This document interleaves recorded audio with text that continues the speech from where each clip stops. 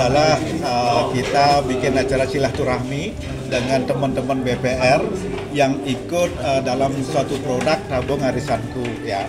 Nah, jadi memang kita salah satu memang pelaksanaan fungsi Apex Bank itu kan adalah dalam hal tidak hanya memberikan modal kerja, membantu liquidity mismatch ya, membuatkan produk bersama dan meningkatkan capacity building. Nah, ini juga salah satunya peran kami BPR Kanti ya, dalam rangka salah satunya juga melaksanakan fungsi bukan sebagai BPR Apex BPR, namun fungsi dari Apex BPR itu adalah salah satunya meningkatkan capacity building bagi mitra kerjanya, adalah inilah salah satunya kita ya.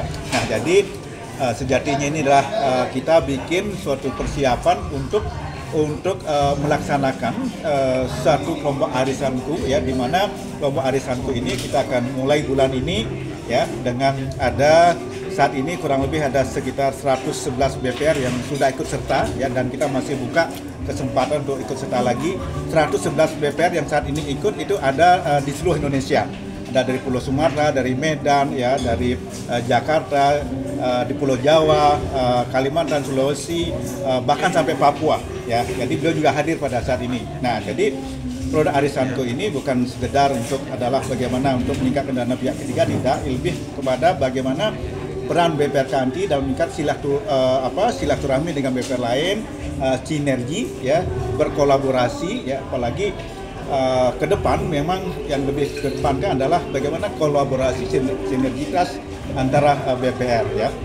Nah, kesempatan ini juga kita menghadirkan Bapak Tisno Nugroho ya, jadi beliau mantan kepala perwakilan Bank Indonesia Bali, staf ahli gubernur Bali ya, dan juga dari Bank BNI, dari Kakanwilnya, di mana kita akan mendengarkan beliau menyampaikan bagaimana Bali khususnya di tengah lesunya penyaluran kredit, dan juga yang terjadi adalah dengan penerapan CKPN ini juga berdampak pada kinerja keuangan di BPR. Nah, oleh karena itu kita harapkan dengan seminar nasional ini kita berharap bahwa bagaimana kita bisa meningkatkan penyaluran kredit.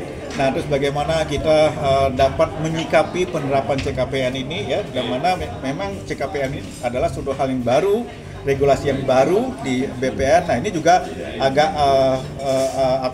belepotan juga kita gitu loh ya, karena memang dasarnya BPR ketika kita runut ke belakang dengan Pakto 88 ya, gebrakan Sumarlin, di mana BPR itu didirikan adalah agar supaya masyarakat terhindar dari jeratan dari lintah darat, rentenir.